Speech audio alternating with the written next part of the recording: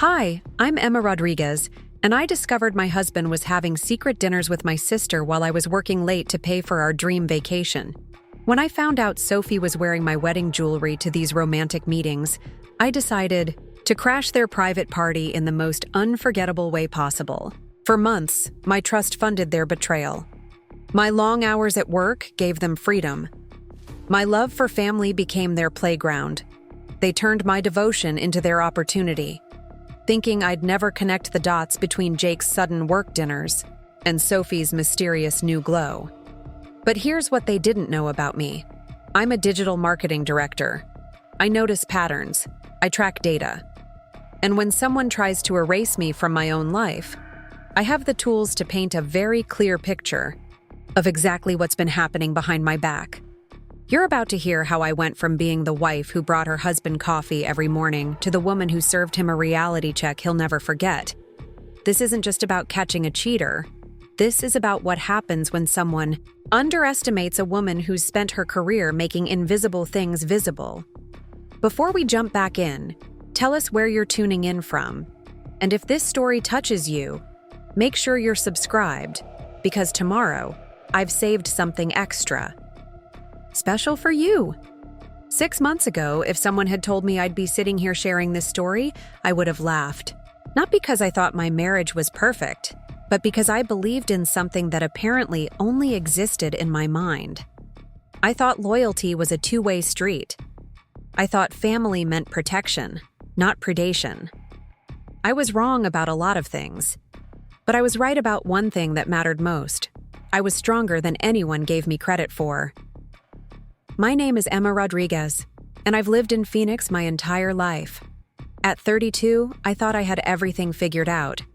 I was the digital marketing director at Pinnacle Creative Solutions, a position I'd earned through 7 years of 60-hour weeks and campaigns that consistently exceeded client expectations. My job wasn't just what I did, it was who I was. I understood consumer behavior, tracked engagement patterns, and could spot inconsistencies in data that others missed entirely. These skills made me excellent at my career. They also made me excellent at uncovering lies. Jake and I had been married for 4 years, together for 7 total. We'd met during our senior year at Arizona State University, where he was studying business and I was completing my marketing degree. He was charming in that effortless way that some people have, the kind of person who could walk into a room and immediately make everyone feel like they'd been friends for years. I was drawn to his confidence, the way he seemed to navigate social situations that left me feeling awkward and overthinking every word. Our relationship had settled into a comfortable rhythm over the years. We lived in a modern townhouse in Scottsdale that we'd purchased 3 years earlier, complete with a pool and mountain views that made the mortgage payments feel worthwhile. Jake worked as a regional sales manager for TechFlow Dynamics, selling software solutions to businesses across the Southwest. His job required networking, client dinners, and occasional travel, something I'd never questioned because I understood professional demands. My own career often kept me working late, analyzing campaign performance and preparing presentations for morning meetings. Sophie was my younger sister by 3 years, and she'd always been the one who turned heads when we walked into a room together. Where I was practical and focused, Sophie was spontaneous and magnetic. She worked as a luxury real estate agent for Desert Elite Properties, specializing in high-end homes in Scottsdale and Paradise Valley. Her success came naturally. Clients were drawn to her warm personality and polished appearance.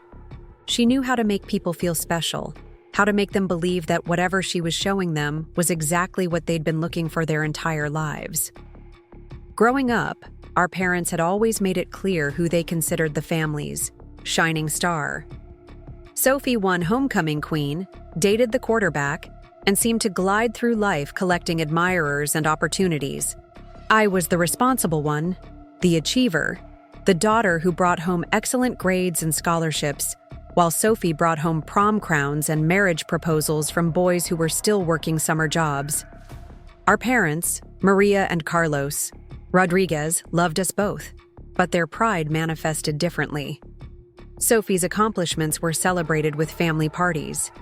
Mine were acknowledged with a brief nod and an immediate shift to discussing Sophie's latest romantic development.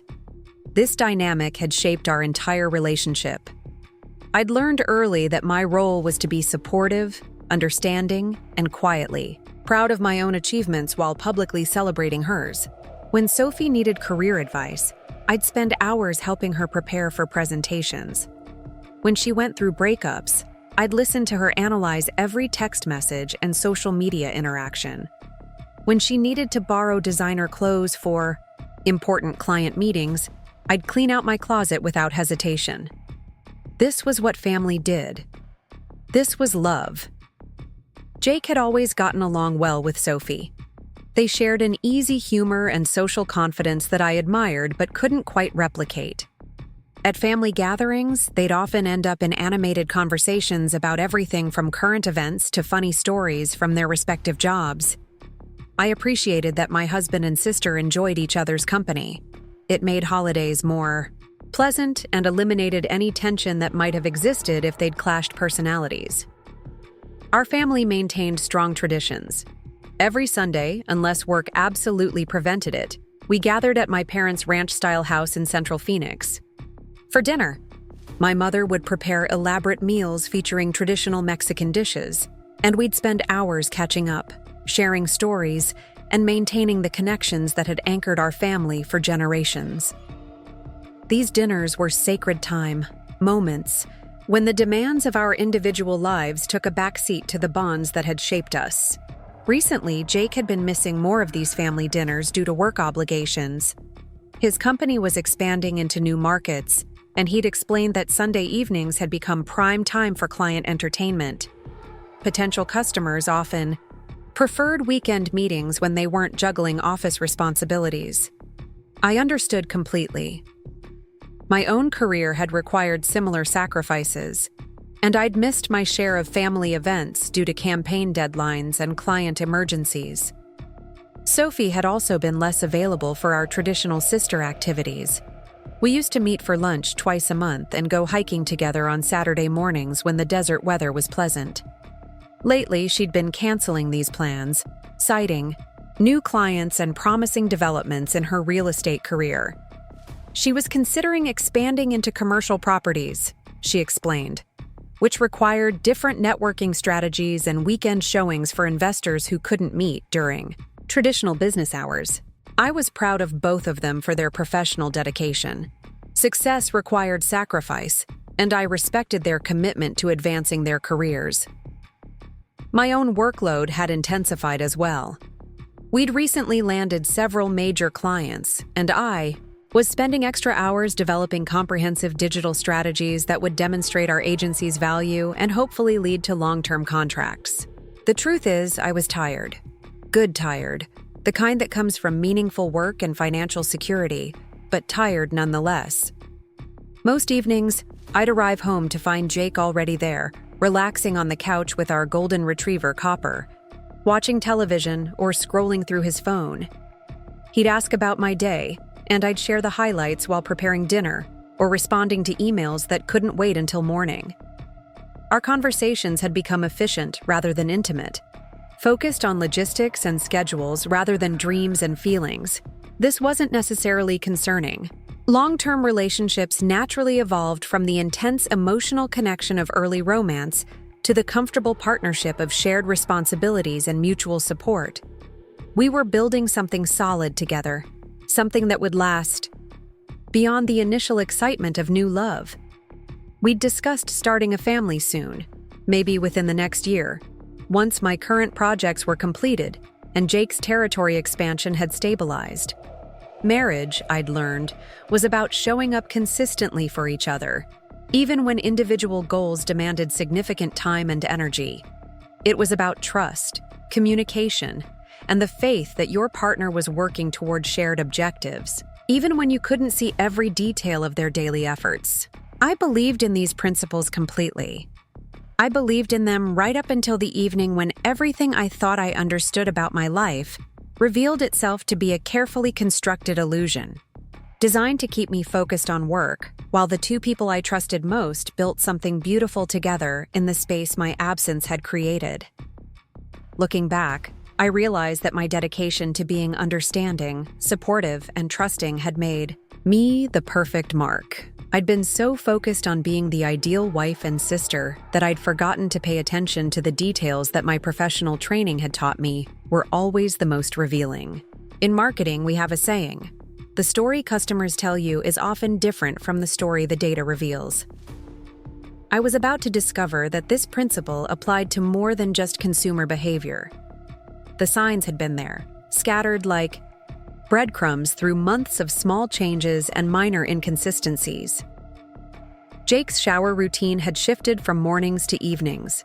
Sophie had started wearing perfumes I didn't recognize, scents that seemed more sophisticated than her usual choices. Family dinners had become awkward in ways I couldn't quite articulate, filled with inside jokes I wasn't part of and meaningful, glances I wasn't supposed to notice.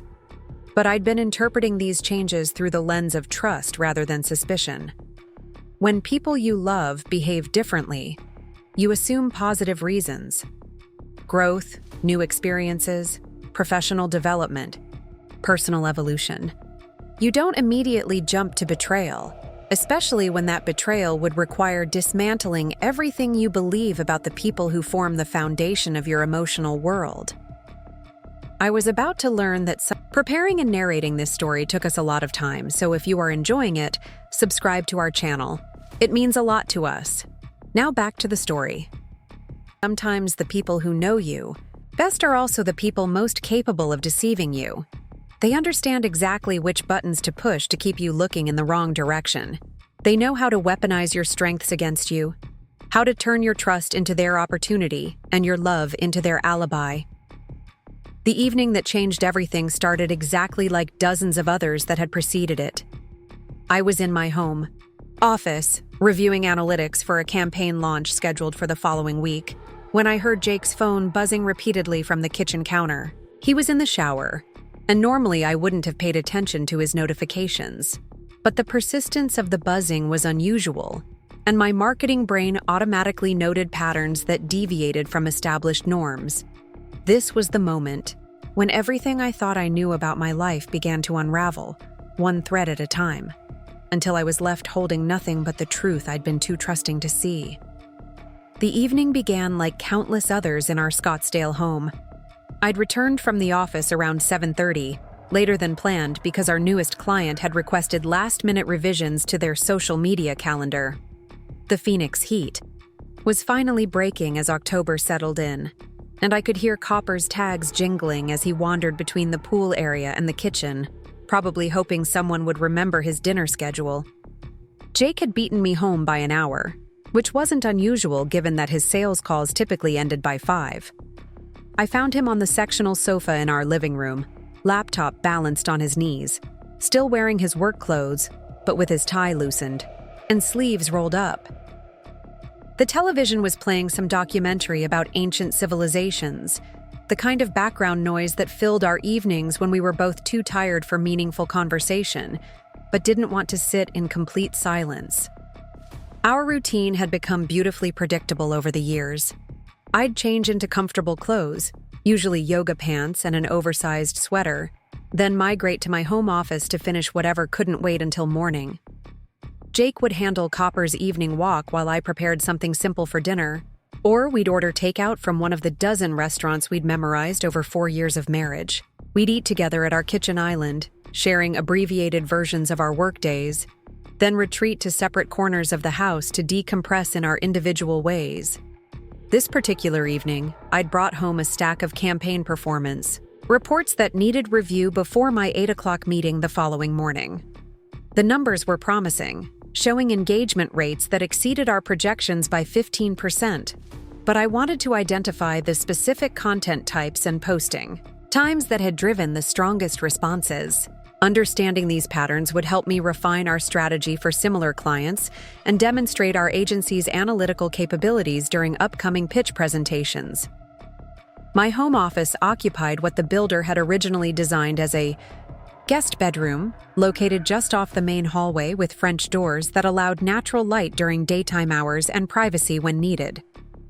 I'd furnished it with a standing desk, ergonomic chair, and built-in shelving that held marketing books, industry awards, and photographs from successful campaign launches. The space felt like an extension of my professional identity, a place where I could think clearly and produce my best work. I settled into my evening routine, spreading the reports across my desk and opening my laptop to cross-reference the printed data with our digital analytics platform. The work required concentration, comparing metrics across multiple social media channels and identifying correlations that might not be immediately obvious.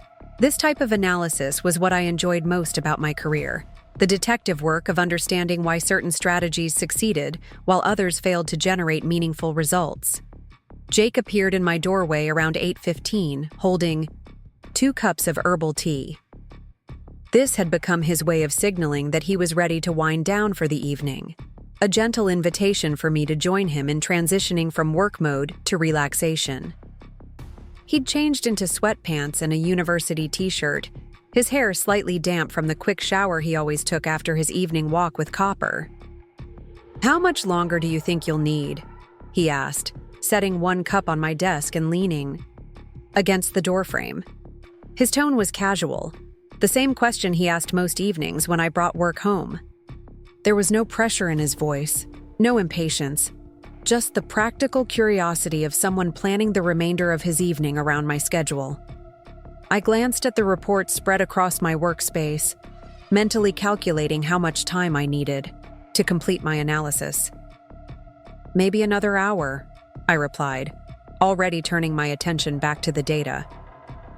"These numbers are really interesting, and I want to have a complete picture before tomorrow's client call." Jake nodded and took a sip of his tea. "I'll probably catch up on some reading then. Sophie recommended this book about real estate investment strategies. She thinks I might find it useful for understanding commercial property trends." He paused, seemingly considering whether to elaborate. "She's been sharing a lot of insights about market dynamics lately. I had no idea how complex her work really is." I looked up from my reports, mildly curious about this new interest in real estate. Jake had never shown particular enthusiasm for property investment, though he occasionally mentioned that we should start thinking about upgrading to a larger house when we were ready to start a family. "That's nice that you two have been talking more about professional stuff," I said. "Sophie's always been great at explaining complicated topics in ways that make sense." "She really is," Jake agreed, his expression brightening slightly. "We actually had lunch last week when I was meeting a client near her office, and she walked me through some of the negotiation strategies she uses with high-end buyers. I never realized how much psychology is involved in real estate sales. This information registered as mildly interesting, but not particularly significant." Jake was naturally curious about different industries, and Sophie enjoyed sharing her expertise with family members. Their increased communication seemed like a positive development, especially since they'd always gotten along well, but hadn't previously shared much professional common ground. "Did she mention any specific deals she's working on?"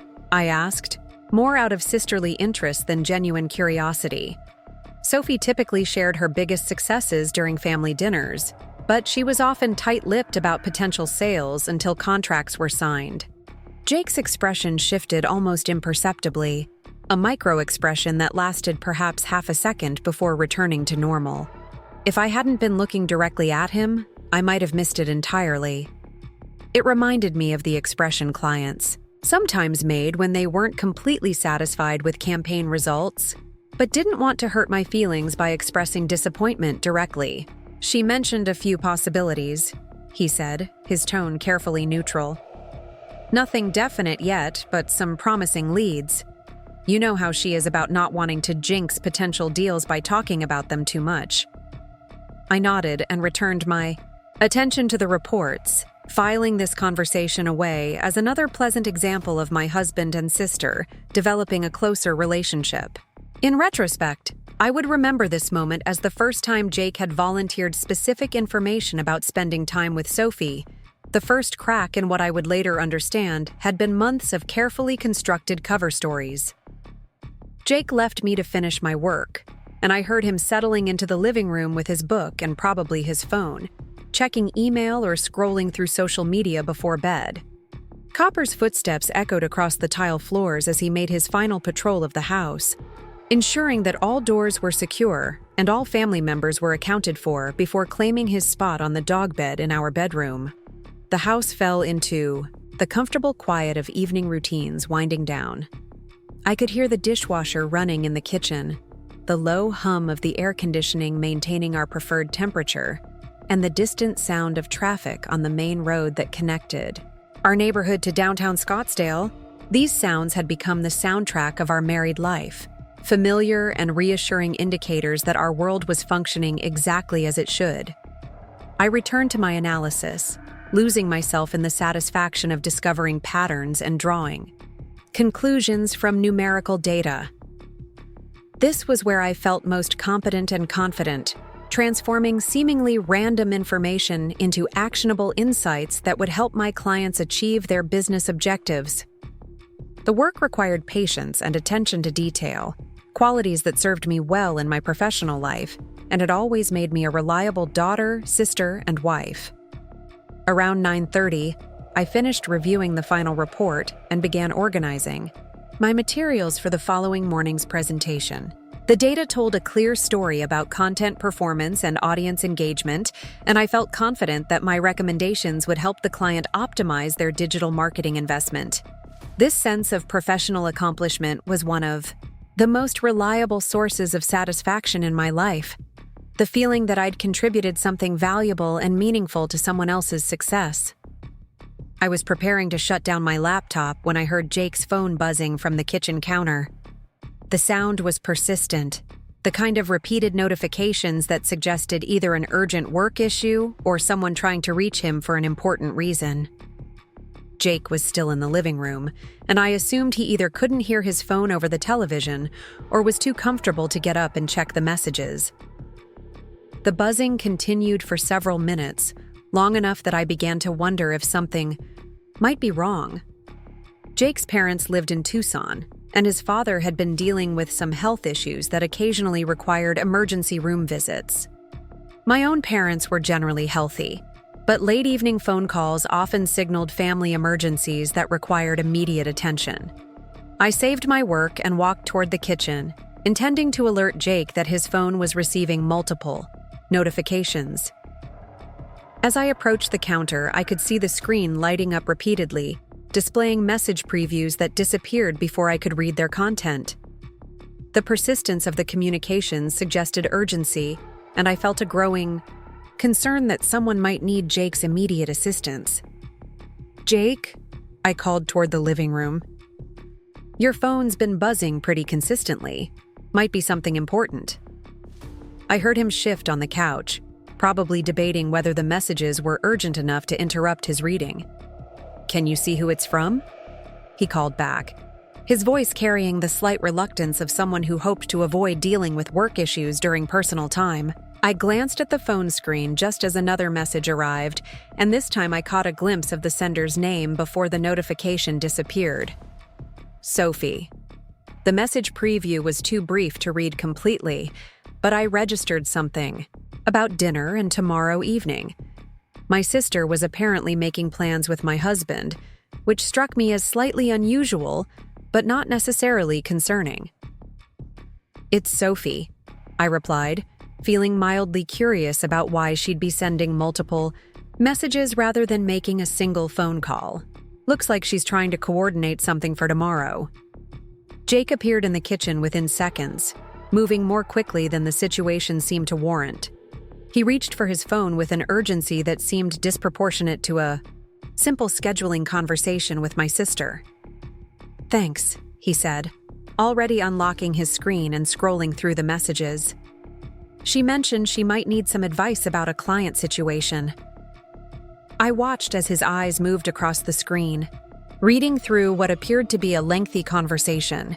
His expression remained neutral, but I noticed that he held the phone at an angle that prevented me from seeing the message content, a positioning that seemed slightly protective given that we were discussing my own sister.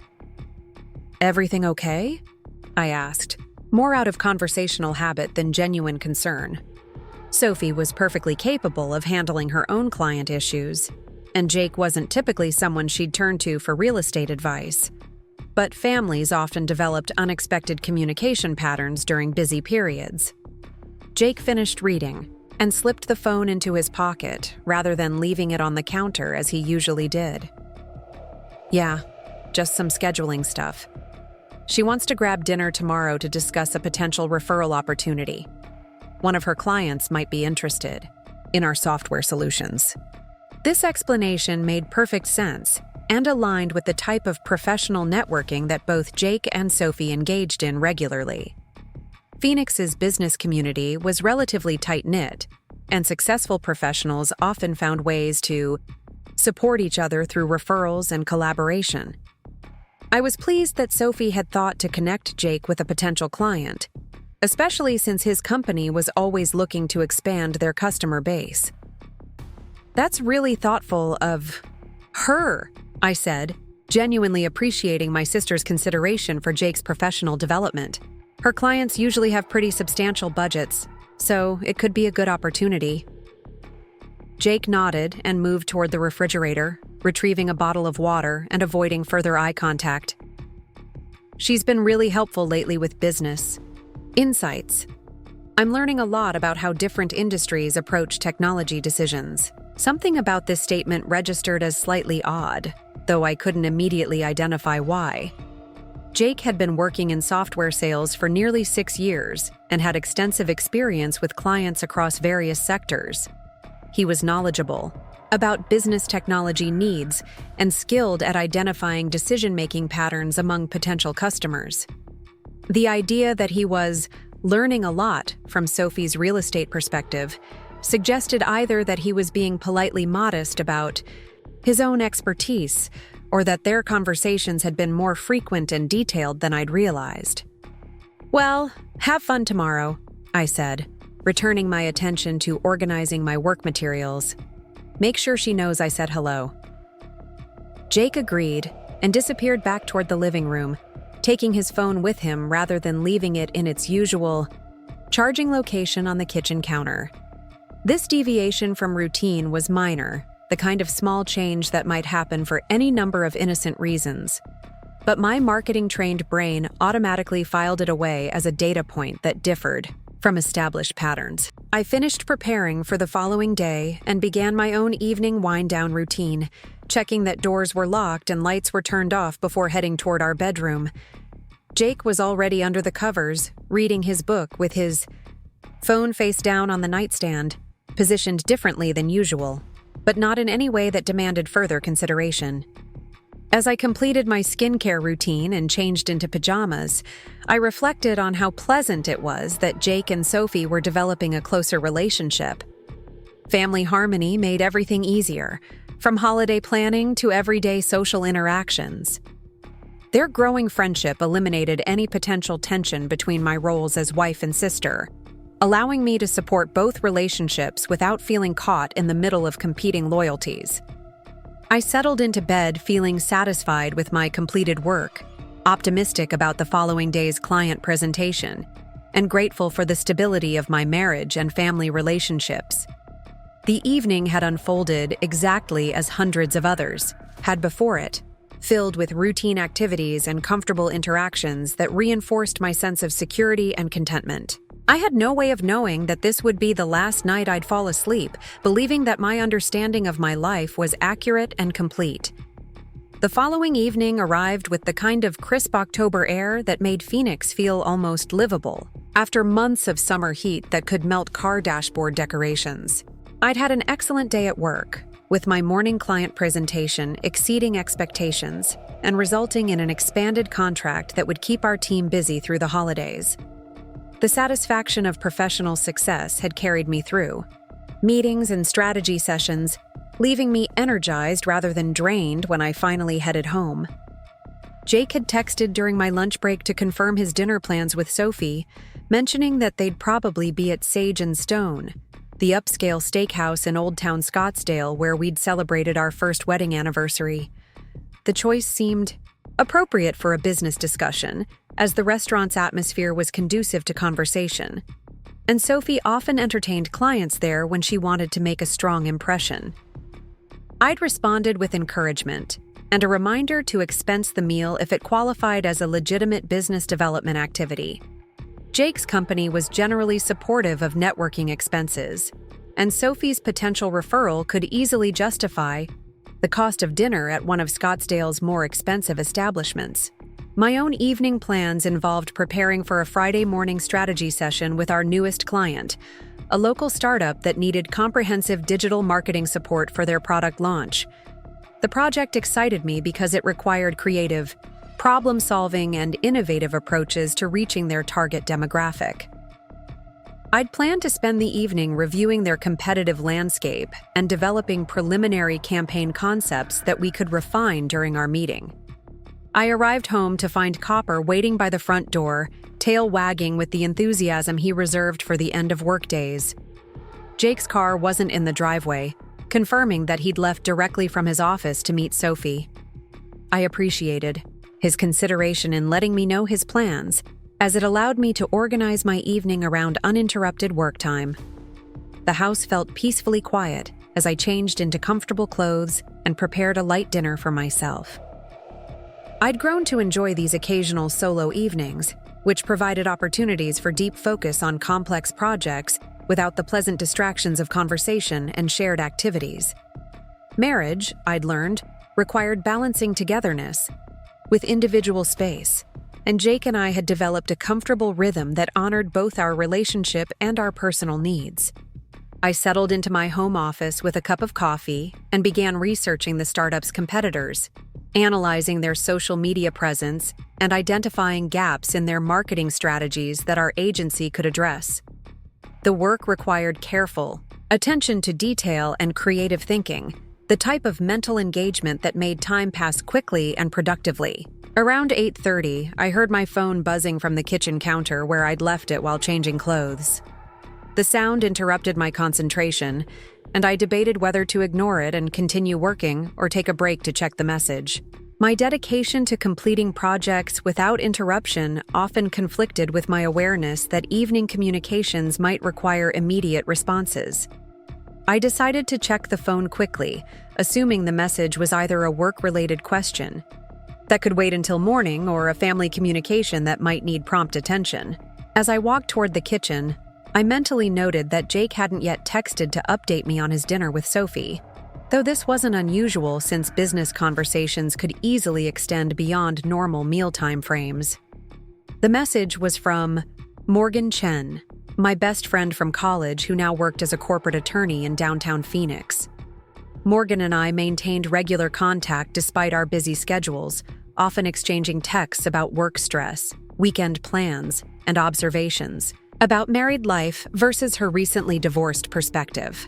Her message was brief but carried an undertone that immediately caught my attention. Emma, weird question, but is Jake working on some kind of special project? Saw him at Sage and Stone tonight with a woman who definitely wasn't you. Didn't want to interrupt if it was a work thing, but thought you should know. I stared at the message, reading it several times to ensure I understood its content correctly. Morgan had seen Jake at dinner with a woman, which aligned with his explanation about meeting Sophie for business discussion. The fact that Morgan hadn't recognized Sophie wasn't necessarily significant, as she and my sister had only met briefly at a few social gatherings over the years. I typed back quickly, "He's having dinner with my sister Sophie to discuss a potential client referral. Thanks for looking out for me, though." Morgan's response arrived within minutes. "Got it. Sorry for the weird message. The woman looked super dressed up and they seemed pretty intense in conversation, so I wasn't sure what was going on. Hope the business thing works out." This exchange should have satisfied my curiosity and eliminated any concerns about Jake's evening plans. Morgan had simply been looking out for my interests, demonstrating the kind of loyalty I appreciated in our friendship. Jake was exactly where he'd said he'd be, doing exactly what he'd said he'd be doing. But something about Morgan's description nagged at my attention in a way I couldn't immediately identify. Sophie always dressed professionally for business meetings, but super dressed up suggested something beyond her usual client entertainment attire. And intense in conversation could describe any serious business discussion, but the phrasing carried implications that felt somehow inconsistent with a straightforward referral conversation. I found myself wondering what Sophie had chosen to wear for this dinner and why their conversation had struck Morgan as particularly intense. These questions seemed unnecessary and slightly intrusive, the kind of overthinking that could transform innocent situations into sources of unwarranted anxiety. I made a conscious decision to dismiss these concerns and return to my work. However, as I walked back toward my office, I realized that I was curious about how the dinner was progressing and whether Sophie's potential referral was developing into a concrete business opportunity. Jake and Sophie both tended to be optimistic about professional prospects, but they also understood the importance of managing expectations during preliminary discussions. I decided to send a quick text to Jake, checking in casually without appearing, to monitor his activities. "Hope dinner is going well. Let me know if Sophie's referral sounds promising." I sent the message and returned to my competitive analysis, forcing myself to focus on the startup's marketing challenges rather than speculating about conversations happening across town. The work required concentration and creativity, qualities that would suffer if I allowed myself to become distracted by unnecessary concerns about perfectly normal business activities. 20 minutes passed without a response from Jake, which wasn't unusual given that he was presumably engaged in conversation with Sophie. Business dinners often required sustained attention, and checking personal messages during important discussions could appear unprofessional or disrespectful. However, Jake typically responded to my texts relatively quickly, even during client meetings, usually with brief acknowledgments that he'd seen my message and would provide more detailed responses, when convenient. His communication style was generally considerate and responsive, reflecting his sales background and natural courtesy. I continued working while remaining peripherally aware of my phone's silence. The startup's competitive landscape was more complex than I'd initially realized, with several established companies offering similar services and marketing themselves through sophisticated digital strategies. Understanding their approaches would help me develop recommendations that differentiated our clients' offering and identified underserved market segments. Around 9:15, my phone finally buzzed with Jake's response. "Going great. Sophie's eye. Contact looks very promising. We'll fill you in when I get home." The message was enthusiastic and informative, exactly the kind of update I'd hoped to receive. Jake sounded pleased with the evening's developments, and Sophie had apparently presented a referral opportunity that merited serious consideration. I felt satisfied that their dinner was proving professionally valuable and personally enjoyable. I responded with encouragement. "That's awesome. Looking forward to hearing details." Jake didn't reply immediately, which was perfectly appropriate, given that he was presumably still engaged in conversation with Sophie. I returned my attention to the startup project, feeling reassured about the evening's activities and optimistic about both Jake's potential new client and my own project's developing complexity. However, as I continued working, I found myself occasionally glancing at my phone and noting the time. Jake and Sophie had been at dinner for over 2 hours, which wasn't necessarily unusual for business discussions that evolved into broader professional or personal conversations. Family members often extended business meetings into catch-up sessions that covered multiple topics beyond the original agenda. Still, I felt mildly curious about the timeline and scope of their conversation. Sophie had never previously sought Jake's professional advice, and Jake had never expressed particular interest in real estate industry insights. Their sudden professional connection represented a new dynamic in our family relationships, one that seemed to be developing more quickly and intensively than I'd expected. At 10 o'clock, I decided to wrap up my work and begin preparing for bed. I'd made significant progress on the competitive analysis and felt confident about my preliminary campaign concepts. The startup project was shaping up to be exactly the kind of creative challenge that energized me professionally and demonstrated our agency's strategic capabilities. As I organized my materials and shut down my laptop, I realized that Jake still hadn't returned home or provided additional updates about his dinner with Sophie. This wasn't cause for concern, as business conversations sometimes extended well beyond normal mealtime frames, especially when participants discovered unexpected areas of mutual interest or opportunity. I completed my evening routine and settled into bed with a book, leaving my phone on the nightstand in case Jake needed to communicate any changes to his timeline. I felt pleasantly tired from a productive day and looked forward to hearing about his successful dinner when he returned home. Around 10:30, I heard the garage door opening, indicating Jake's arrival. I marked my place in the book and prepared to hear about his evening with Sophie, curious about the details of her referral opportunity and their extended conversation. Jake entered the bedroom quietly, apparently assuming I might already be asleep. When he saw that I was still awake and reading, his expression brightened into the smile he typically wore when he had positive news to share. "How did it go?" I asked, setting aside my book and giving him my full attention. "Really well," Jake replied, beginning to change out of his work clothes. "Sophie's client is exactly the type of company we've been trying to reach. Large budget, complex needs, ready to make decisions quickly. If her introduction goes well, it could be a significant account."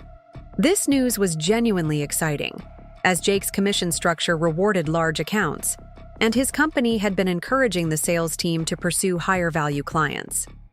Sophie's referral could potentially impact our household finances in meaningful ways while also advancing Jake's professional reputation within his organization. "That's fantastic," I said, feeling grateful for my sister's thoughtfulness in connecting Jake with such a promising opportunity. "Did she give you any insights about their decision-making process or timeline?" Jake nodded enthusiastically while hanging up his shirt. "She knows the company's owner personally and thinks our solutions would solve some major efficiency problems they've been struggling with. Sophie's going to make the introduction next week and thinks they'll want to schedule a presentation pretty quickly." As Jake continued describing the potential client opportunity, I noticed that his explanation focused entirely on business aspects without mentioning any personal elements of his dinner with Sophie. This wasn't necessarily significant, as professional conversations often dominated business meals, but I'd expected some casual references to family topics or sisterly catch-up moments. "Did you two talk about anything else, or was it all business?" I asked, more from conversational curiosity than suspicion. Jake paused slightly while pulling on his pajama shirt. "We covered a lot of ground. Sophie's really insightful about client psychology and relationship building. I learned more tonight about sales strategy than I have in some formal training sessions." This response felt oddly formal and somewhat evasive, focusing on Sophie's professional expertise rather than the personal dynamics of spending an evening with my sister. Jake typically included personal observations and family-related comments when describing time spent with relatives, but his summary sounded more like a business report than a dinner conversation with a family member. "She didn't mention anything about mom and dad, or ask about our vacation plans, or any of the usual sister stuff?" I pressed gently, trying to understand why their conversation had apparently remained so strictly professional. Jake settled into bed beside me, reaching for his own book from the nightstand. "We were pretty focused on the business opportunity," he said. "You know how Sophie gets when she's excited about a potential deal.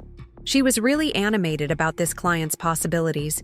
I nodded and returned to my own reading, filing away this conversation as another example of how Sophie's professional success was expanding her network and creating opportunities for family members. Her enthusiasm about business development had apparently inspired a thorough discussion of sales strategies and client relationship management. However, as I tried to refocus on my book, I found myself thinking about the timeline and intensity of their dinner conversation. 2.5 hours of business discussion seemed extensive, even for an exciting referral opportunity. Most professional dinners concluded within 90 minutes, unless they evolved into broader networking sessions or personal conversations.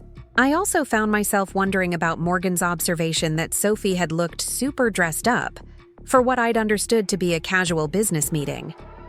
Sophie always presented herself professionally, but Morgan's comment suggested something beyond typical client entertainment attire. These thoughts felt petty and unnecessary, the kind of overthinking that could create problems where none existed.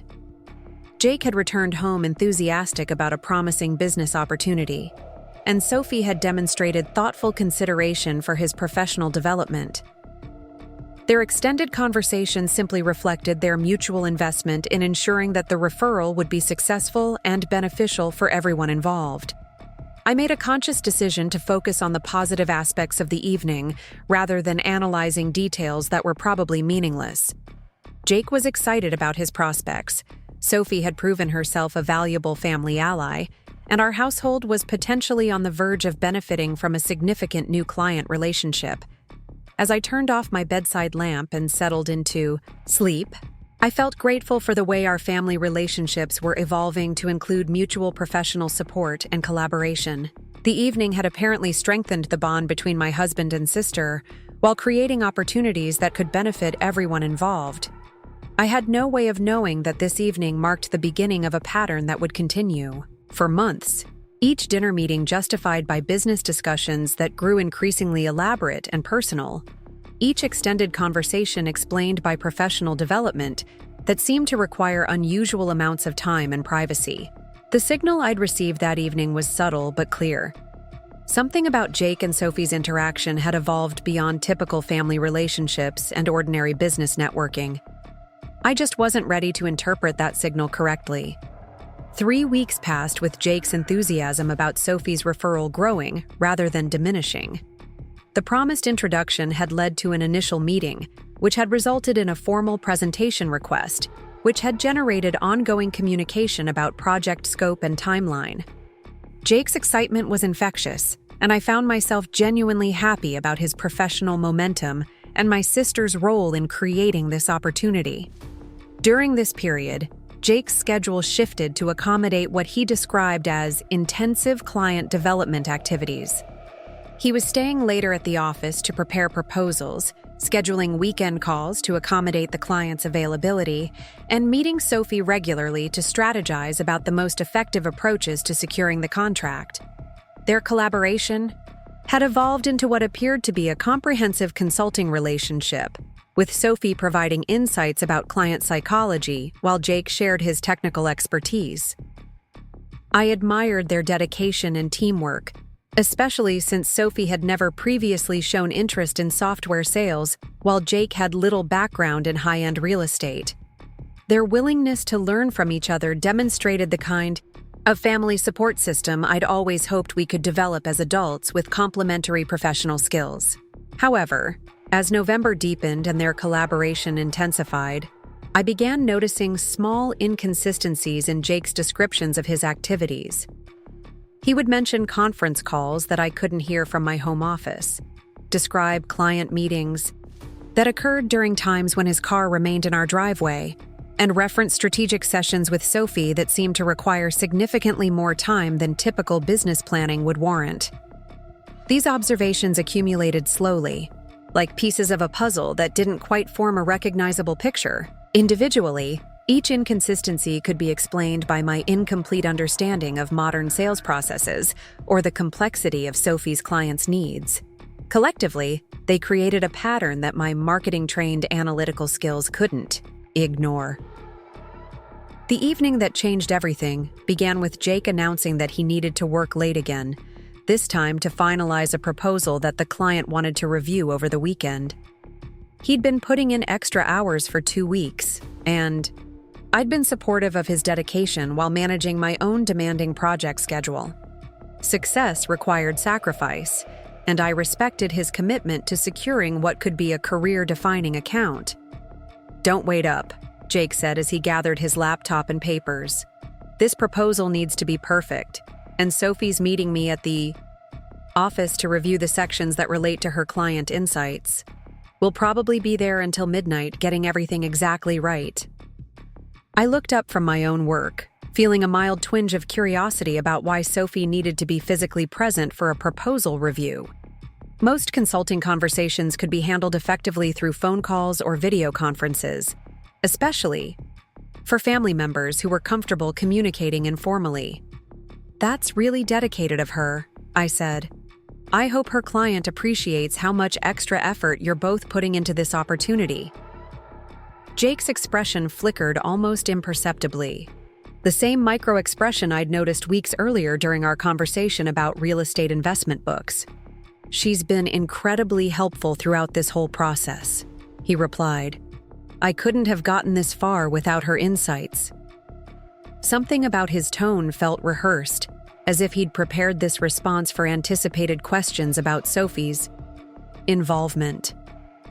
The formality seemed inconsistent with his usual casual references to family members and their contributions to his professional activities. After Jake left, I tried to focus on my own work but found myself distracted by questions I couldn't quite articulate. Sophie's level of investment in Jake's client relationship seemed unusually intensive, requiring multiple evening meetings and weekend strategy sessions that went far beyond typical referral support.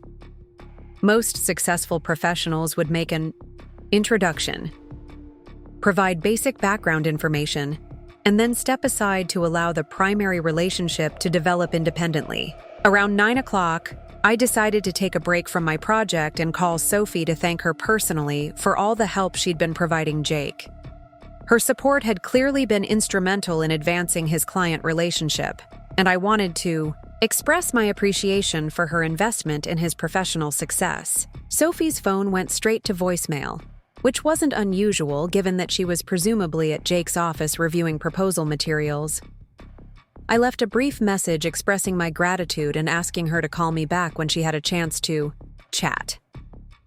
I returned to my work but continued feeling restless about the timeline and logistics of Jake and Sophie's collaboration.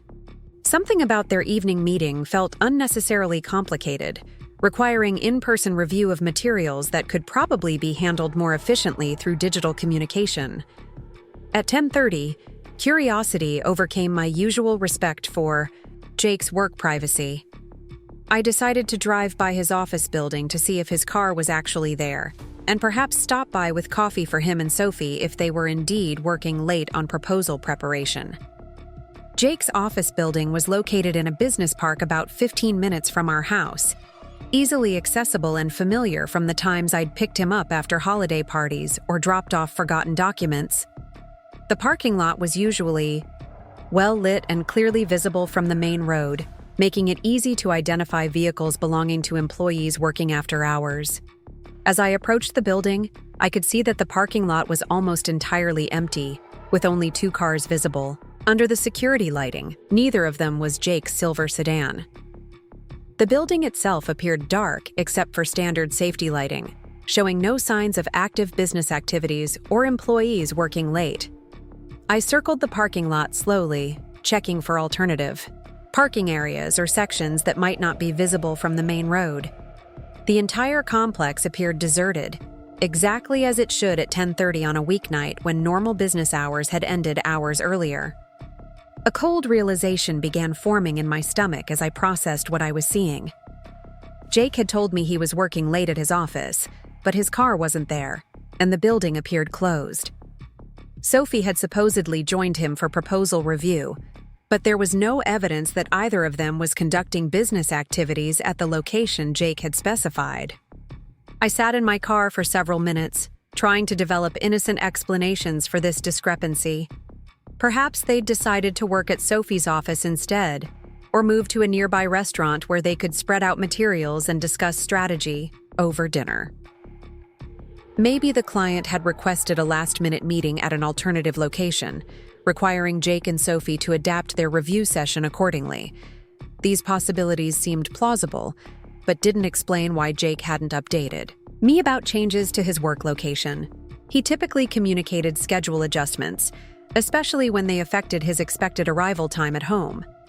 The lack of communication seemed inconsistent with his usual consideration and transparency.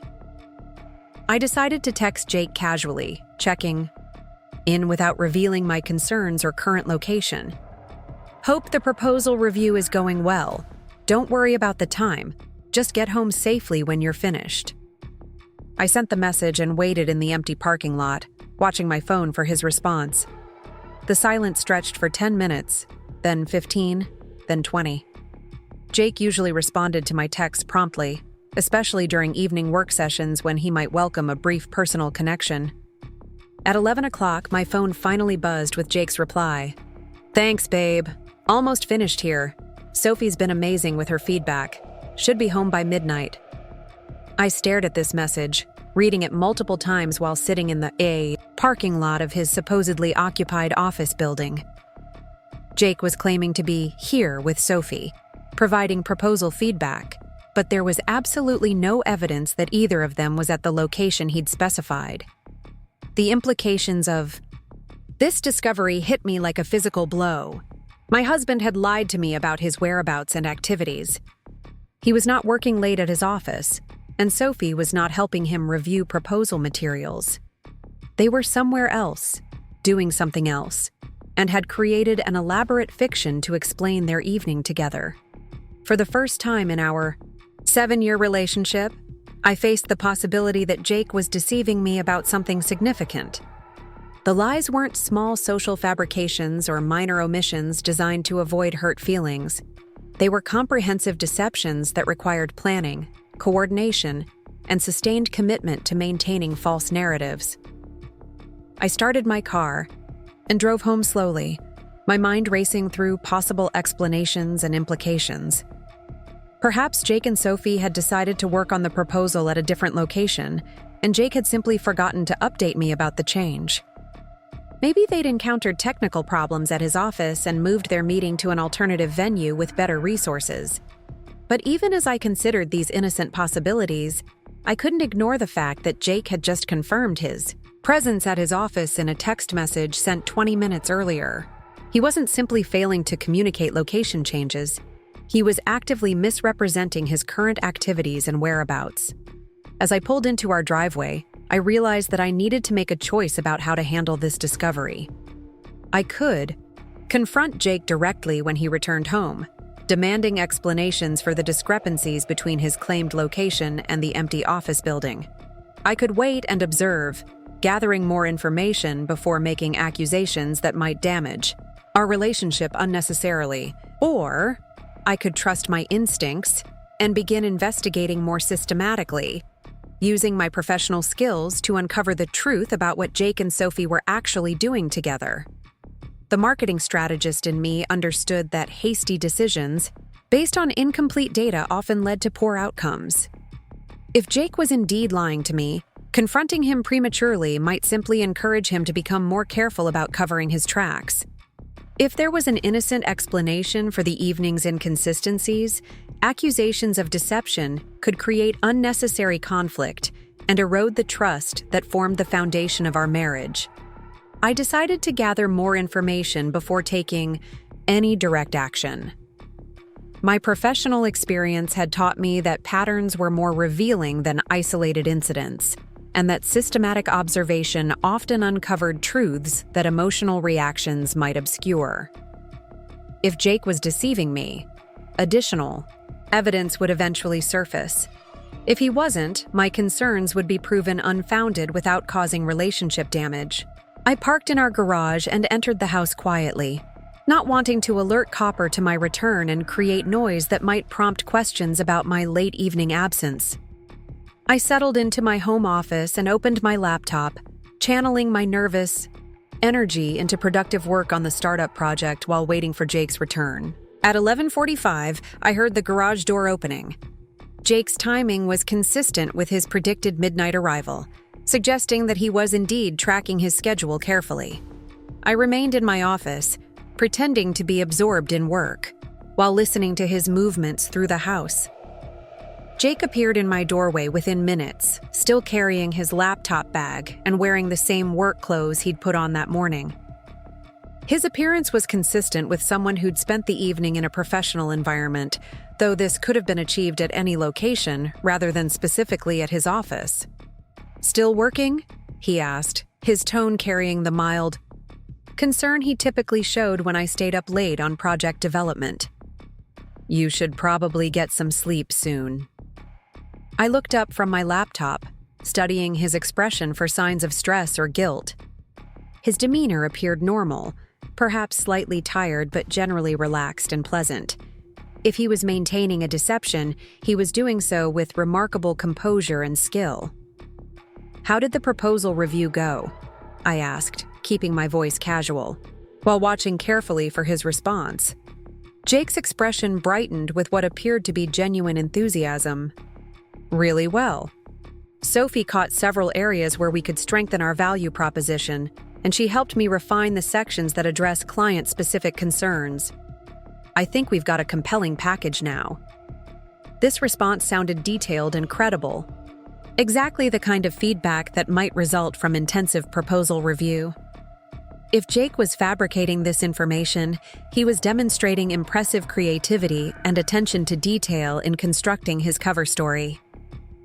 "That's great that she's so invested in helping you succeed," I replied, probing gently for additional information. "It sounds like she's really committed to making sure this referral works out well." Jake nodded while removing his laptop from its bag. "She has a lot at stake, too. Her relationship with this client is important for her business, so she wants to make sure our proposal exceeds their expectations. We're both motivated to get this right." This explanation made logical sense and aligned with professional networking principles. Sophie's reputation with her client would indeed be affected by Jake's performance, creating natural incentives for her to invest time and energy in ensuring his success. However, as Jake continued describing their evening's work, I noticed that his account remained focused on business activities without including personal details or casual interactions that typically occurred when family members spent extended time together. His summary sounded more like a project debrief than a description of time spent with my sister. "Did you two grab dinner while you were working, or were you too focused to take a break?" I asked, fishing for additional timeline information. Jake paused slightly while organizing papers on his desk. "We ordered some food to the office," he said. "Nothing fancy, just something to keep us going while we worked through the proposal sections." I nodded and returned my attention to my laptop, but internally I was processing this new information. Jake claimed to have ordered food to his office, but I'd seen no evidence of food delivery services or restaurant activity in the business park when I'd driven by earlier. The parking lot had been completely empty, with no signs of vehicles belonging to delivery drivers or employees working late. This discrepancy was more difficult to explain away than the others I'd noticed. Food delivery to an empty office building would be impossible, and Jake's claim about eating while working was directly contradicted by my observations of the unoccupied facility. I was now certain that Jake had lied to me about his evening's activities and location. The question was no longer whether deception was occurring, but rather what truth the lies were designed to conceal. The most obvious possibility was that Jake and Sophie were spending time together for reasons they didn't want me to know about, but I needed more evidence before jumping to conclusions about the nature of their relationship. Jake finished organizing his materials and began preparing for bed, following his normal evening routine without showing signs of stress or concern about my questions. His behavior suggested either complete confidence in his deception or genuine innocence about the evening's activities. As we settled into bed, I struggled to maintain normal conversation while processing the implications of what I'd discovered. The man lying beside me had spent the evening somewhere other than where he'd claimed to be, with my sister, doing something they felt required elaborate lies to conceal. "I'm really proud of how hard you're working on this opportunity," I said, offering what I hoped sounded like genuine support. "Sophie's lucky to have a brother-in-law who takes her referrals so seriously." Jake smiled and reached over to turn off his bedside lamp. "She's been incredible throughout this whole process. I couldn't ask for better family support." As darkness settled over our bedroom, I lay awake thinking about the evening's revelations and planning my next steps. The evidence was clear that Jake was deceiving me, but I needed to understand the scope and nature of his lies before deciding how to respond. My marketing background had taught me that effective strategies required comprehensive data analysis rather than emotional reactions to preliminary findings. I decided to begin systematic observation of Jake's activities and communications, documenting patterns and inconsistencies that might reveal the truth about his relationship with Sophie. This approach would provide the evidence I needed to make informed decisions about confronting the situation or seeking additional support. The woman who fell asleep that night was different from the one who had awakened that morning. I was no longer the trusting wife who accepted explanations at face value and assumed the best about people I loved. I was now an investigator in my own life, seeking truth that others were apparently determined to hide from me. The following week brought a new level of intensity to Jake's supposed client development activities. He was leaving earlier for work, staying later at the office, and scheduling what seemed like an unprecedented number of weekend strategy sessions with Sophie. Their collaboration had evolved into what appeared to be a full-time consulting partnership, requiring constant communication and frequent in-person meetings to address the complex needs of this demanding potential client. I maintained my supportive facade while beginning systematic documentation of Jake's claimed activities and actual whereabouts. My marketing background had taught me to track consumer behavior patterns, and I applied these same analytical skills to understanding my husband's evolving schedule and communications. The inconsistencies multiplied daily. Jake would describe lengthy phone conferences that I couldn't hear from my home office. He would reference client meetings that supposedly occurred during hours when his car remained in our driveway. He would explain weekend work sessions that required him to dress more casually than his typical client entertainment attire suggested. Each lie was small and individually explainable, but collectively they formed a pattern that revealed systematic deception about his activities and whereabouts. Jake was not where he claimed to be, doing what he claimed to be doing as often as he claimed to be doing it. My investigation intensified when I realized that Sophie's behavior had also shifted in ways that aligned suspiciously with Jake's schedule changes. She was suddenly less available for our traditional sister activities, canceling lunch plans and hiking sessions with explanations about demanding clients and expanding business opportunities. Her social media presence had become more sophisticated and frequent, featuring photos from upscale restaurants and events that seemed beyond her normal entertainment budget. The breakthrough came on a Thursday evening when Jake announced another late-night proposal session with Sophie, this time supposedly taking place at a client meeting room that would provide better resources for their collaborative work. He gathered his materials with practiced efficiency, kissed me goodbye with apparent sincerity, and left the house carrying the laptop bag and project files that had become props in his elaborate performance. 30 minutes after his departure, I received a text from Sophie asking if I wanted to join her for a last-minute dinner, since she'd had a client cancellation and found herself with an unexpected free evening.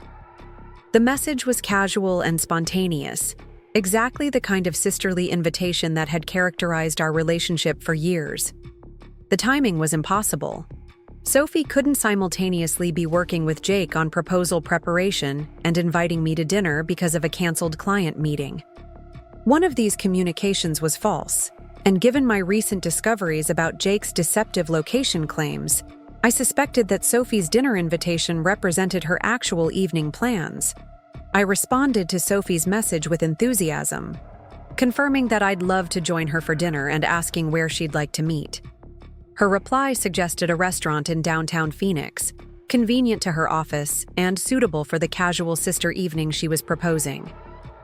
This exchange provided definitive proof that Jake's latest work story was fabricated. He couldn't be collaborating with Sophie on client materials if Sophie was available for spontaneous social activities with me. The coordination required for their supposed business partnership was incompatible with Sophie's apparent freedom to make last-minute dinner plans. I now faced a choice that would determine the direction of my investigation and potentially my marriage.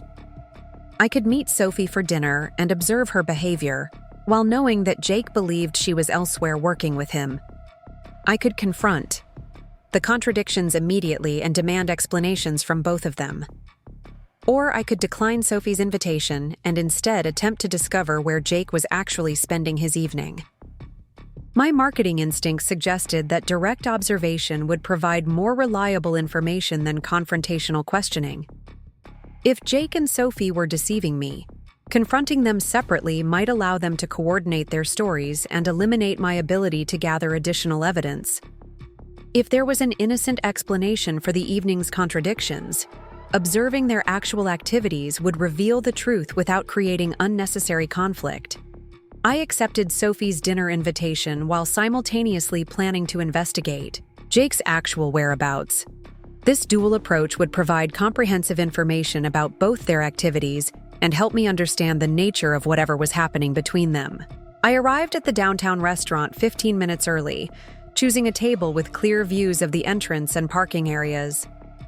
Sophie appeared exactly on time, dressed in the sophisticated business attire she typically wore for client entertainment, but carrying herself with an energy that seemed more personal than professional.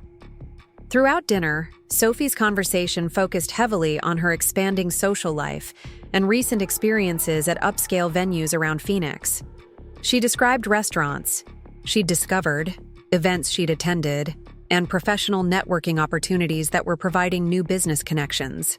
Her enthusiasm was infectious, but it also seemed somewhat inconsistent with someone who'd been spending extensive time on collaborative business projects with my husband.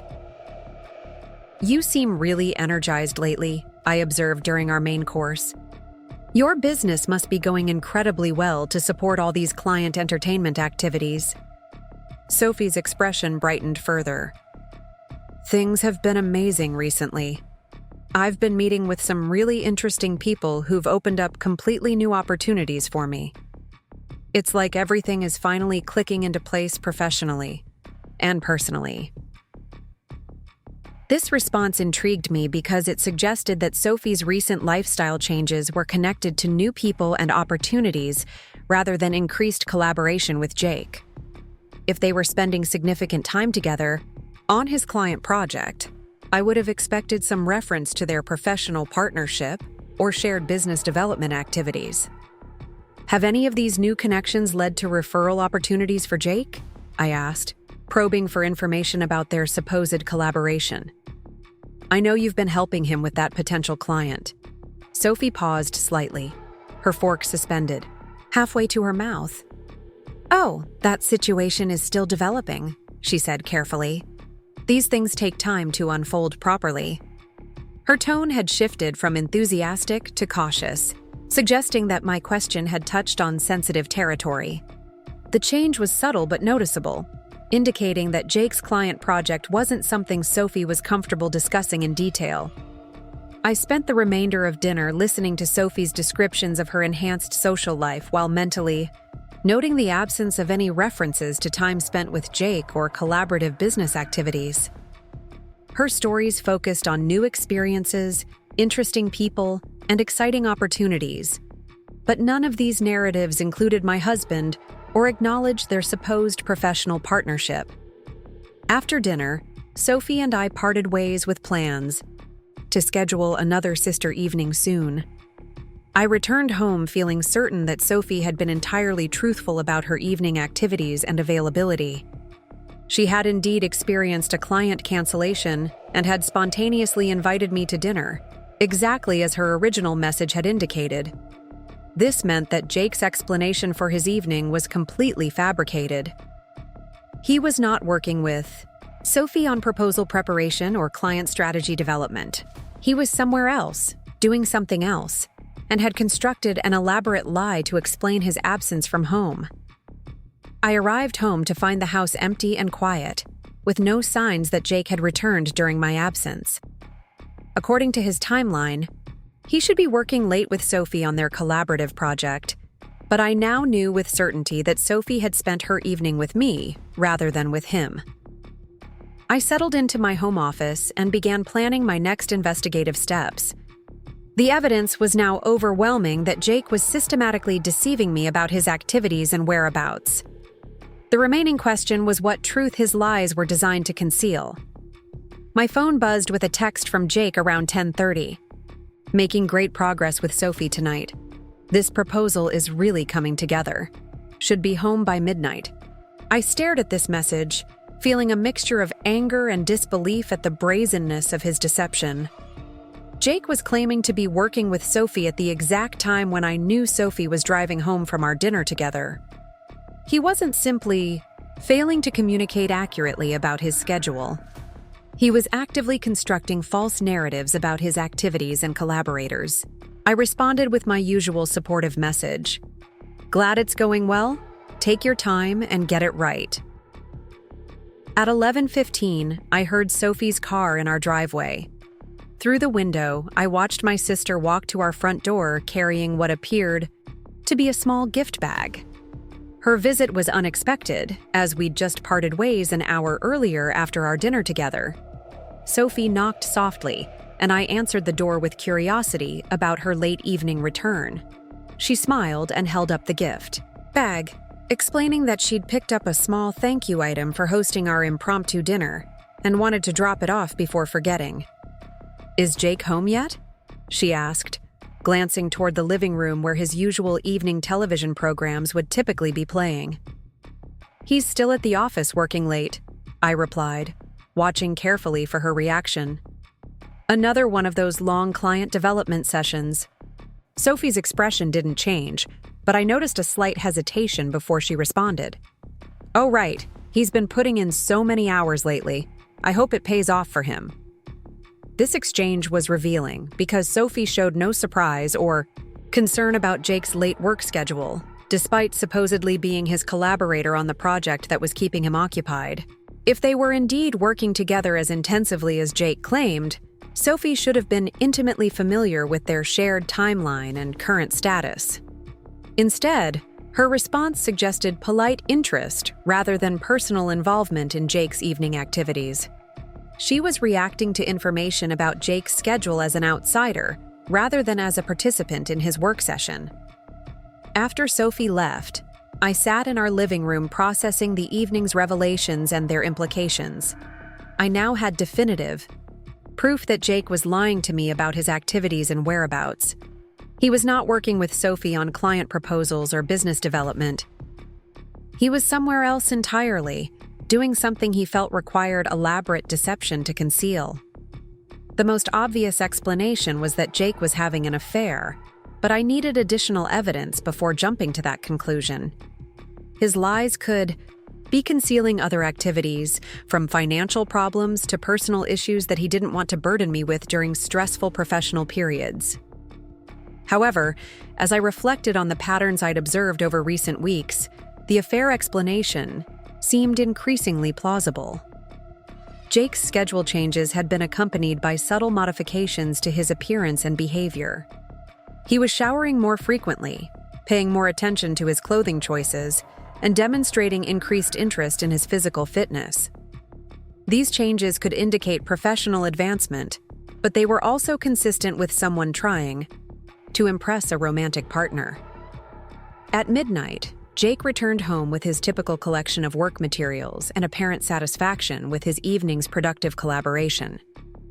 His performance was polished and confident, suggesting extensive practice in maintaining deceptive narratives. How did the session go tonight? I asked, testing his commitment to the lies he'd been telling. Fantastic, Jake replied enthusiastically.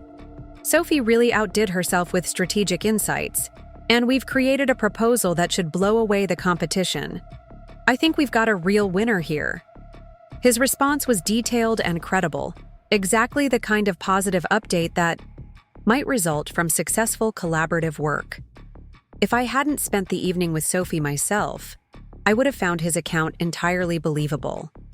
That's wonderful, I said, maintaining my supportive facade while documenting yet another instance of systematic deception. Sophie's really proving herself valuable as a business consultant. As we prepared for bed, I realized that my investigation had reached a critical juncture. I had definitive proof that Jake was lying to me about fundamental aspects of his schedule and activities. The remaining question was what specific truth his deceptions were designed to conceal. The evidence strongly suggested infidelity, but I needed visual confirmation before taking action that could permanently damage our marriage and family relationships.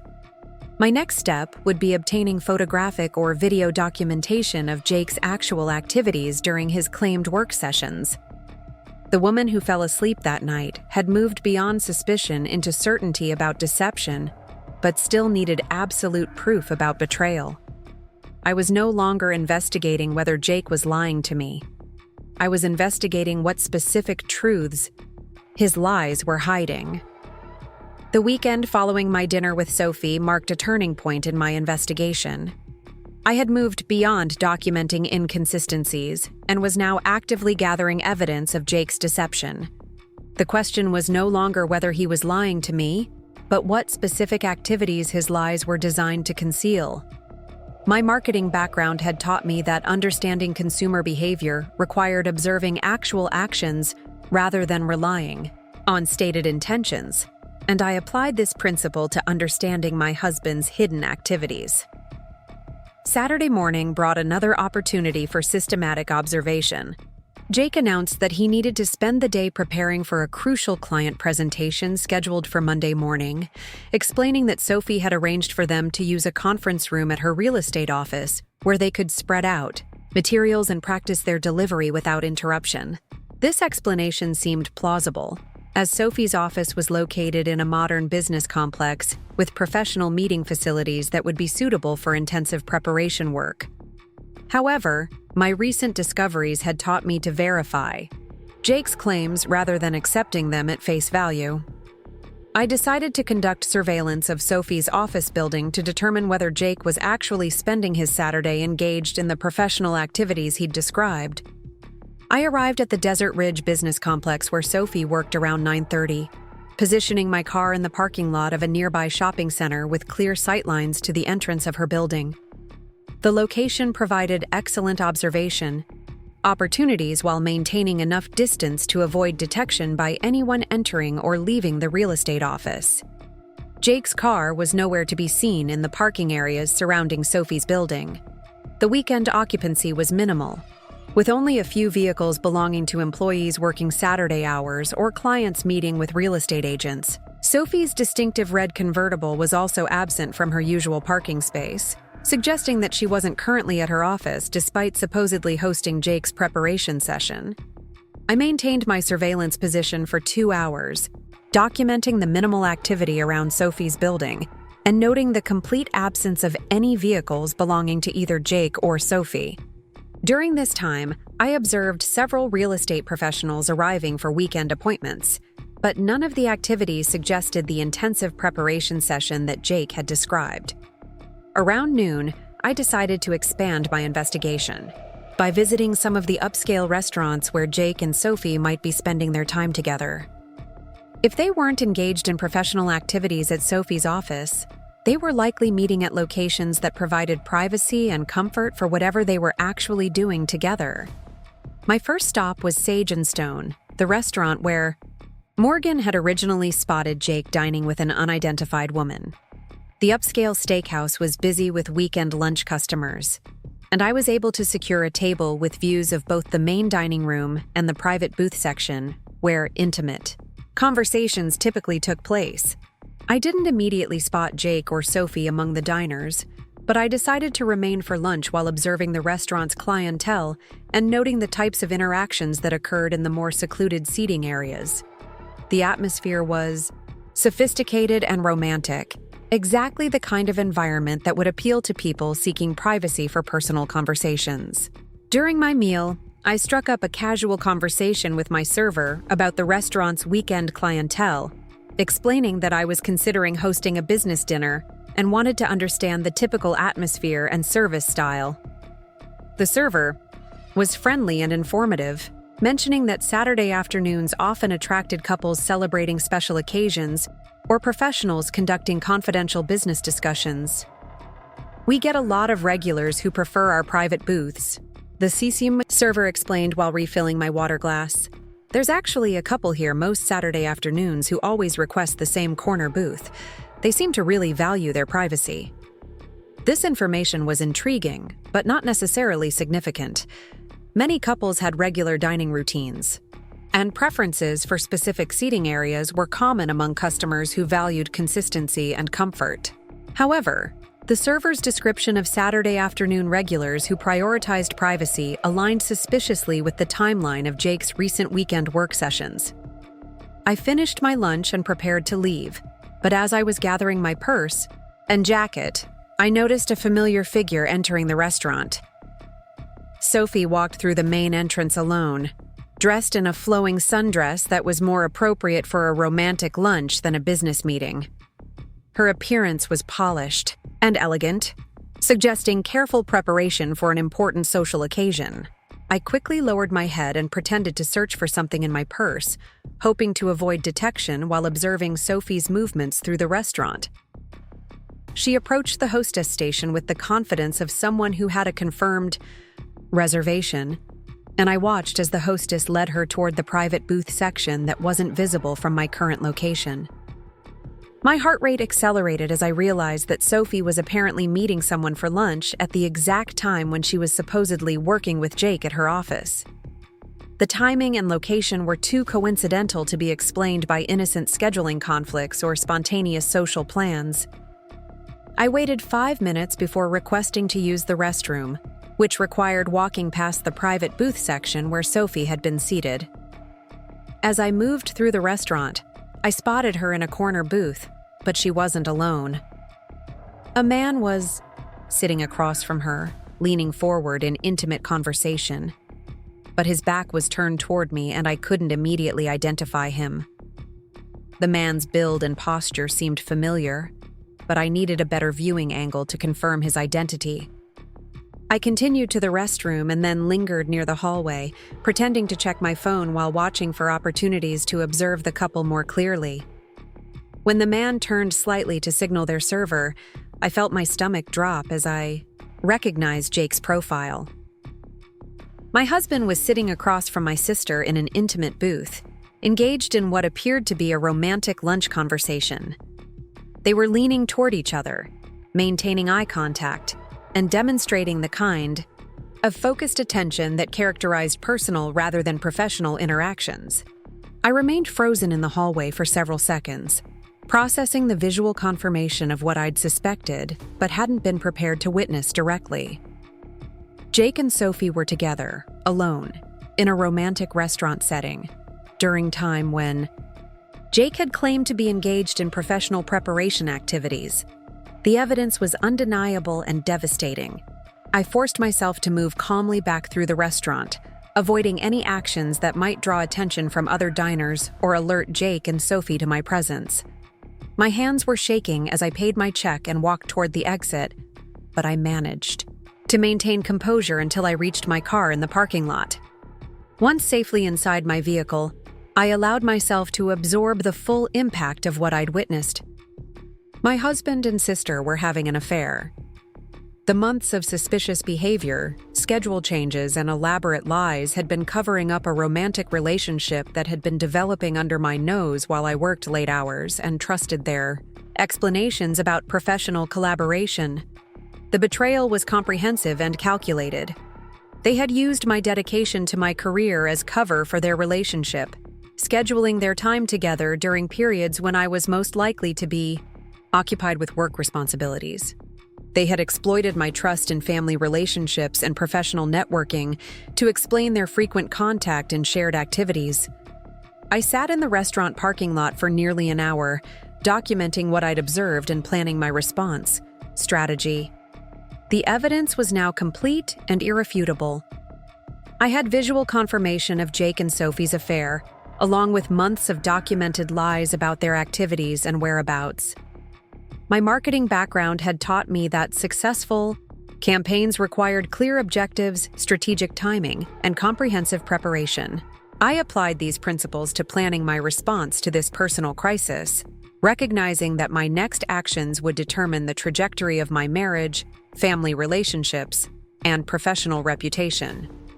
Confronting Jake and Sophie immediately would provide emotional satisfaction, but might not achieve the long-term objectives I was beginning to formulate.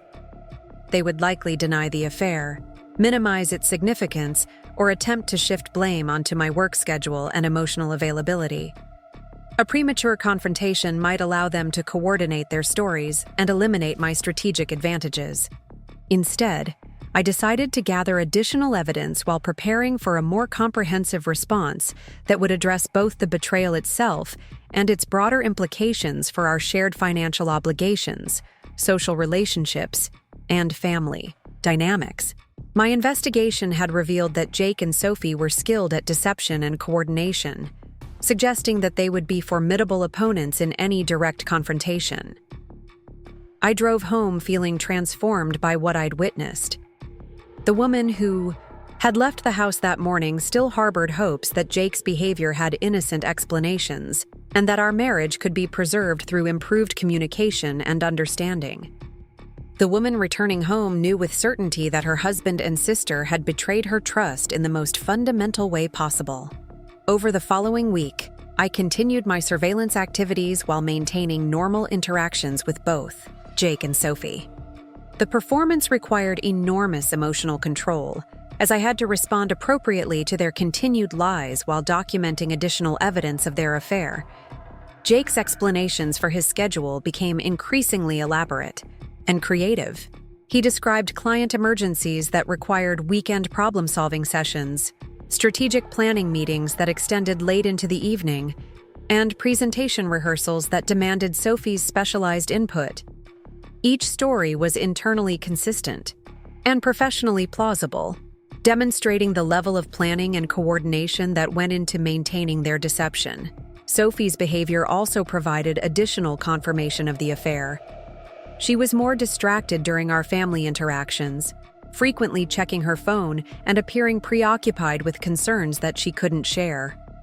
Her social media presence had become more sophisticated and romantic, featuring photos from upscale venues and activities that suggested an enhanced lifestyle, supported by someone with greater financial resources than her real estate income typically provided. The most damaging evidence came from technology sources that Jake and Sophie probably didn't realize I could access. My marketing work had made me proficient with digital analytics and social media monitoring tools, skills that proved invaluable for tracking their online activities and communication patterns. Jake's location services, which he'd forgotten to disable on our shared family account, showed that he was frequently at addresses that didn't correspond to his claimed business activities. His credit card statements, which I reviewed through our joint banking access, revealed charges at restaurants, hotels, and entertainment venues during times when he'd told me he was working late at the office. Sophie's social media activity provided a timeline that correlated perfectly with Jake's unexplained absences. Her posts from expensive restaurants and luxury experiences aligned precisely with periods when Jake's location data and financial records showed him at the same venues.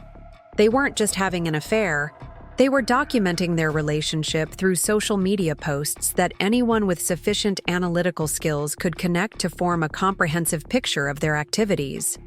The financial implications of their affair were also becoming clear. Jake had been using our joint credit cards and shared accounts to fund their relationship, charging romantic dinners, weekend getaways, and expensive gifts to household finances that I'd assumed were supporting our marriage and shared future. They weren't just betraying me emotionally, they were spending our money to finance their affair. By the end of November, I had accumulated overwhelming evidence of Jake and Sophie's relationship, including photographs, financial records, location, data, and social media documentation that would make denial impossible. The investigation had also revealed the scope and duration of their deception, indicating that their affair had been ongoing for at least 4 months and possibly longer. I realized that my next challenge was determining how to use this evidence most effectively. Simply confronting them with proof of their affair would end our marriage, but might not address the broader implications of their betrayal, or ensure that I emerged from the situation with the best possible outcomes for my future. My marketing background had taught me that successful campaigns required understanding all stakeholders and anticipating their likely responses to different strategic approaches. I began analyzing Jake and Sophie's personalities, vulnerabilities, and motivations to develop a response strategy that would maximize my advantages while minimizing their ability to control the narrative or outcomes. Jake's primary concerns were his professional reputation and financial security. He valued his image as a successful sales professional and reliable family man, and he was motivated by opportunities for career advancement and social recognition. Any response strategy that threatened these priorities would likely generate strong reactions and potentially useful leverage. Sophie's motivations centered around social status and family approval. She had always been the favored daughter who received praise for her appearance and charm, and she was deeply invested in maintaining her position as the family's success story. Threats to her reputation or family relationships would likely prove more effective than financial or professional consequences. I also needed to consider my own objectives and priorities. My immediate goals included ending my marriage with dignity, protecting my financial interests, and ensuring that Jake and Sophie faced appropriate consequences for their betrayal. My longer-term objectives involved rebuilding my life independently while maintaining relationships with family members who weren't involved in the deception. The strategic planning process helped me realize that I had significant advantages in this situation that Jake and Sophie probably didn't fully appreciate. My professional skills in data analysis and pattern recognition had enabled me to gather comprehensive evidence that would be difficult to dispute or explain away. My financial contributions to our household had been substantial, giving me legitimate claims to shared assets and future security. Most importantly, I had maintained my professional reputation and social relationships independently of Jake and Sophie, meaning that their affair wouldn't necessarily damage my standing with colleagues, clients, or friends. I could emerge from this situation with my integrity intact, while they dealt with the consequences of their choices. As December began, I started implementing the first phases of my response strategy. I consulted with Morgan about legal implications and protection strategies, opened independent financial accounts that Jake couldn't access, and began documenting our shared assets and obligations in preparation for divorce proceedings. I also started reaching out to professional contacts and personal friends, not to discuss my marriage problems, but to strengthen relationships that would provide support during the challenging period ahead. My network of colleagues and former classmates would be crucial for maintaining my career momentum and personal stability during the transition to single life. The woman who had discovered Jake's first lie 2 months earlier had evolved into someone capable of strategic thinking under extreme emotional pressure. The investigation had been painful and exhausting, but it had also revealed strengths and capabilities that I hadn't known I possessed. I was ready to move from gathering evidence to taking action, armed with comprehensive documentation of Jake and Sophie's affair and a clear understanding of how to use that information most effectively. The next phase would be more challenging than the investigation, but I felt prepared to face whatever consequences resulted from exposing the truth about their betrayal. The lies were about to end, and the real consequences were about to begin. The first week of December brought an unexpected opportunity that would provide the final piece of evidence I needed to move forward with confidence. Jake announced that his company's annual holiday party was scheduled for Saturday evening at the Phoenician Resort, one of Scottsdale's most prestigious venues.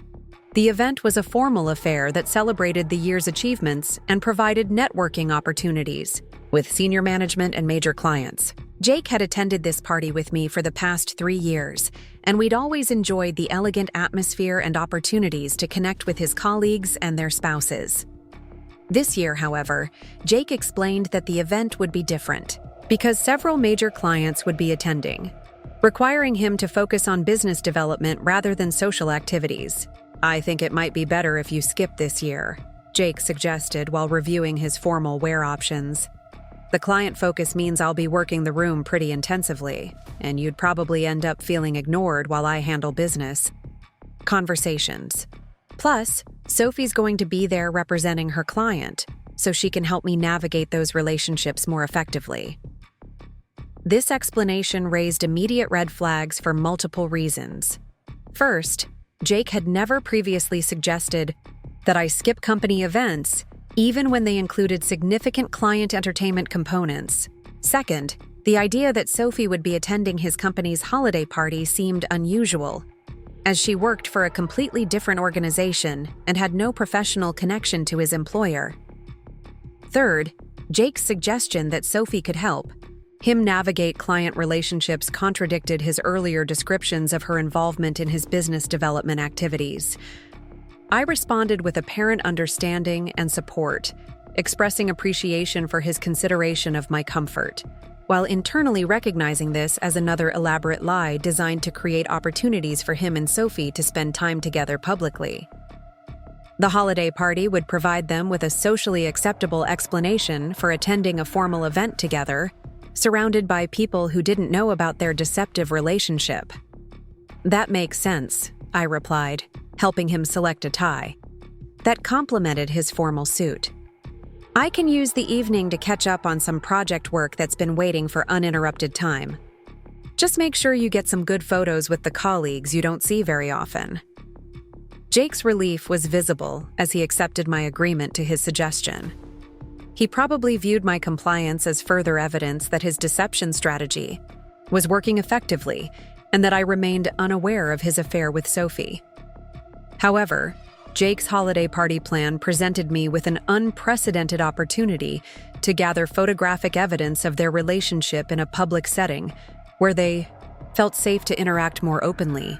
If they attended the event together, they would likely behave as a couple among people who weren't familiar with our family relationships, providing the kind of visual documentation that would be impossible to explain away or deny. I began planning my own strategy for the evening, recognizing that the Phoenician resort's layout and accessibility would allow me to observe the party without being detected by Jake or Sophie. The resort's multiple restaurants, bars, and common areas would provide numerous vantage points for surveillance, and the formal nature of the event would make photography possible without appearing suspicious. On Saturday afternoon, I helped Jake prepare for his evening, maintaining my supportive wife performance while internally finalizing my surveillance plans. Jake's excitement about the party was obvious, though he was attempting to frame his enthusiasm in terms of professional opportunities rather than personal anticipation. This could be a really important evening for establishing relationships with senior management, Jake explained while adjusting his cufflinks. Sophie's insights about client psychology should help me make stronger impressions with the decision-makers who determine promotion opportunities. I nodded and offered encouragement, while noting that his preparation seemed more extensive than typical business events warranted. Jake had spent extra time at the gym during the past week, scheduled a haircut specifically for Saturday afternoon, and purchased new formal accessories that enhanced his overall appearance. His preparation suggested someone trying to make a strong impression on a romantic partner rather than corporate colleagues. After Jake left for the party, I allowed sufficient time for him to arrive at the resort and settle into the event before beginning my own journey to the Phoenician. I'd chosen a sophisticated but understated outfit that would allow me to blend in with the resort's upscale clientele while remaining unrecognizable to anyone who might know me casually. The Phoenician Resort was magnificent in its holiday decorations, with elegant lighting and seasonal displays that created a romantic atmosphere throughout the property. The main lobby featured a towering Christmas tree surrounded by seating areas where guests could enjoy cocktails while listening to live piano music. Multiple restaurants and bars provided dining and entertainment options for various occasions and group sizes. I located the ballroom where Jake's company was hosting their holiday party, identifying the entrance and observing the arrival pattern of formally dressed guests. The event appeared to be well attended, with couples and individual professionals entering the venue in steady streams throughout the early evening hours. I positioned myself in the resort's central bar area, which provided excellent sightlines to the ballroom entrance while allowing me to remain inconspicuous among other guests who were enjoying pre-dinner cocktails or waiting for friends to arrive.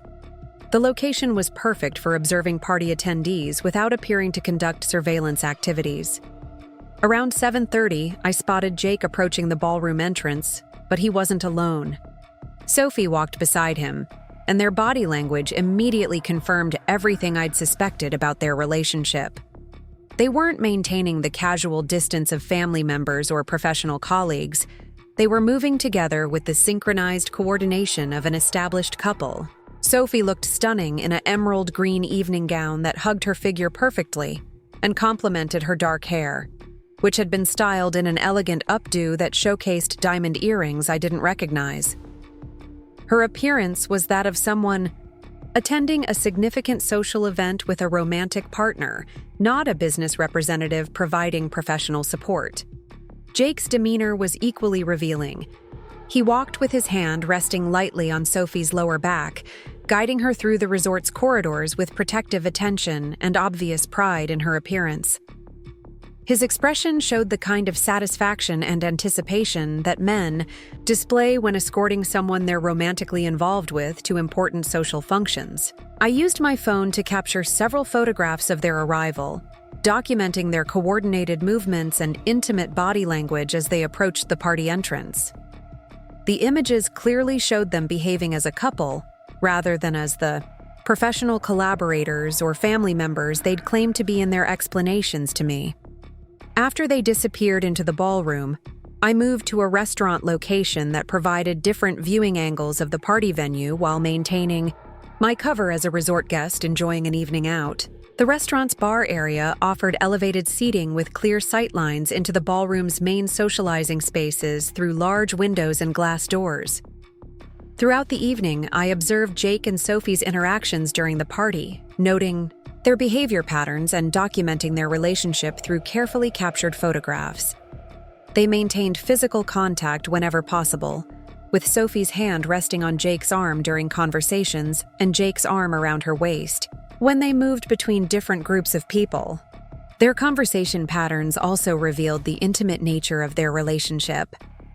They leaned toward each other when talking, maintained extended eye contact, and demonstrated the kind of nonverbal communication that develops between people who spend significant time together in private settings. They weren't performing professional courtesy. They were displaying romantic affection. Most damaging was their behavior during the party's formal program, when Jake's company president delivered remarks about the year's achievements and recognition for outstanding performance.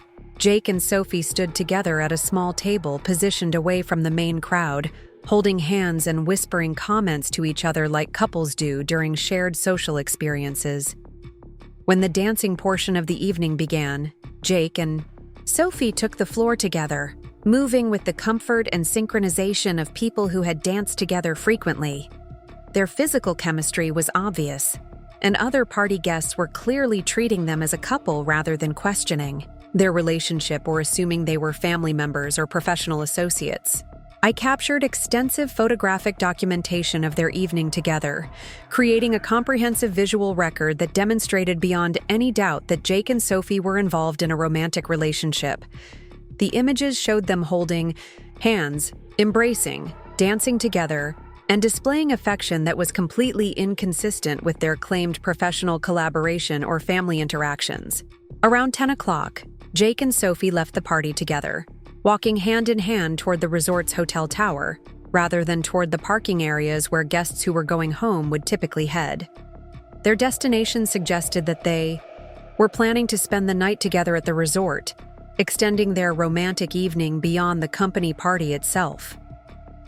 I followed at a discreet distance, documenting their movement through the resort and noting the floor they accessed using the hotel elevators. Jake was apparently paying for a hotel room where he and Sophie could spend the night together, using our joint financial resources to fund their romantic getaway. The evening had provided more evidence than I'd dared hope for, including photographic documentation of their public behavior as a couple, proof of their overnight accommodations at an expensive resort, and financial records showing Jake's payment for hotel expenses during a night when he'd told me he would be attending a business function. I drove home feeling simultaneously vindicated and devastated by what I'd witnessed and documented. The evidence was now overwhelming and irrefutable, but the emotional impact of seeing my husband and sister together as a romantic couple was more painful than I'd anticipated. The photographs on my phone represented the complete destruction of my marriage and family relationships, captured in digital images that couldn't be disputed or explained away. Sunday morning brought the most challenging performance I'd yet attempted. Jake returned home around 10 o'clock, carrying the story that he'd stayed late at the party networking with senior management and then grabbed breakfast with colleagues before heading home.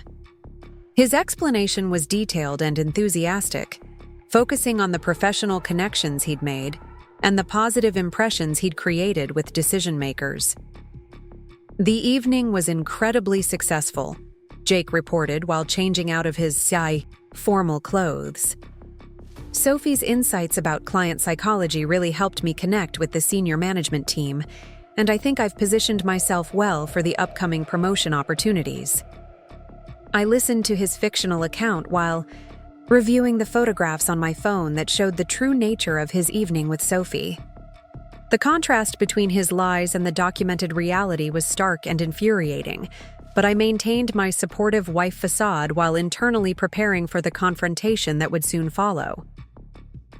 "That's wonderful that Sophie was so helpful," I replied, testing his commitment to the deception.